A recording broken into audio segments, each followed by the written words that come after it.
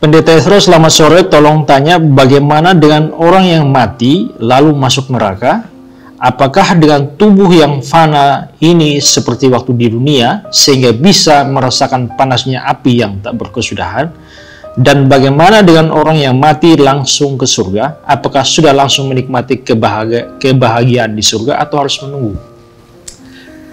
Saya percaya bahwa orang mati itu langsung masuk ke surga atau ke neraka, tergantung dia beriman pada Yesus atau tidak. Yang percaya beriman pada Yesus mati masuk surga langsung, sedangkan yang tidak percaya pada Yesus mati langsung masuk neraka. Tapi yang masuk surga dan masuk neraka pada saat mati itu hanyalah jiwa atau rohnya, tubuhnya belum, tubuhnya masih di kuburan kalau mati normal dan dikubur. Jadi yang masuk surga, jiwa atau rohnya sudah di surga, tubuhnya masih di kuburan. Yang masuk neraka, tubuhnya masih di kuburan, jiwa atau rohnya sudah masuk ke neraka. Ya. Nah, pertanyaan sekarang adalah, kalau hanya jiwa yang masuk surga, tubuh belum, bisakah jiwa menikmati kebahagiaan surga tanpa tubuh? Dan kalau jiwa yang masuk neraka, bisakah jiwa merasakan penderitaan neraka tanpa tubuh? Ya, mungkin sukar bagi kita memikirkan ya, bahwa kalau masuk neraka lalu ada api neraka. Lalu kalau yang masuk neraka itu jiwa atau roh dan bukan fisik, fisik belum. Lalu api neraka itu mau membakar apa? Jiwa atau roh? Ya. Nah begini, kita harus mengerti bahwa memang Alkitab berbicara tentang adanya api neraka, lautan api. Ya. Tapi itu tidak boleh dipahami bahwa betul-betul ada api di neraka. Itu hanya bahasa simbolis.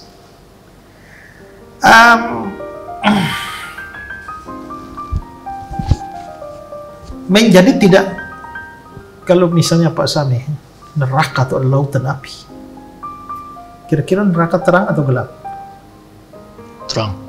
Terang kan? Ya. Tapi coba lihat Matius 25 ayat 30. Dan campakkanlah hamba yang tidak berguna itu ke dalam kegelapan yang paling gelap. Bagaimana bisa ada api tapi gelap? Ya, kalau ada api mestinya terang. Kalau gelap, paling gelap tidak ada api. Ini menunjukkan bahwa api neraka itu bukan sungguh-sungguh api yang kita pahami secara harfiah. Tidak. Itu hanya bahasa simbolis saja tentang betapa hebatnya penderitaan neraka. Sama seperti kita dibakar oleh api. Nah, kalau kita dibakar oleh api saja begitu menderita, apalagi simbolnya saja sudah menderita. Kan surga ini kan disimbolkan dengan keadaan yang indah-indah. Kalau simbolnya indah, apalagi realitanya pasti lebih indah. Tapi kalau neraka itu simbolnya saja sudah menakutkan dan mengerikan, apalagi realitanya pasti lebih mengerikan. Ya. Jadi karena ini bukan api harfiah, maka membuat jiwa atau roh menderita di neraka itu tanpa tubuh pun bisa. Tapi nanti setelah Yesus datang, ada kebangkitan orang mati, tubuh itu juga dimasukkan bersama-sama di dalam neraka. Begitu juga yang di surga. Pada waktu Yesus datang, maka tubuh itu dibangkitkan, lalu dikumpulkan bersama-sama jiwa atau rohnya di surga. Maka pada akhir zaman nanti, tubuh, jiwa, roh menikmati kebahagiaan surga secara komplit.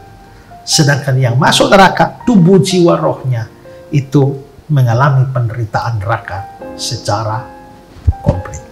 Nah, sekarang di surga jiwa roh sudah bahagia, tapi belum sempurna. Sekarang jiwa roh yang masuk neraka sudah menderita, tapi belum sempurna. Kesempurnaan kebahagiaan surga, kesempurnaan penderitaan neraka, itu baru terjadi saat Yesus datang kembali. Ya. Yayasan Karya Bakti Ezra Soru atau disingkat KABES hadir sebagai wadah untuk memberitakan Injil dan melayani secara holistik. Yayasan ini didirikan oleh Pendeta Ezra Alfred Soru di Kota Kupang, Nusa Tenggara Timur dan bergerak di bidang sosial dan keagamaan.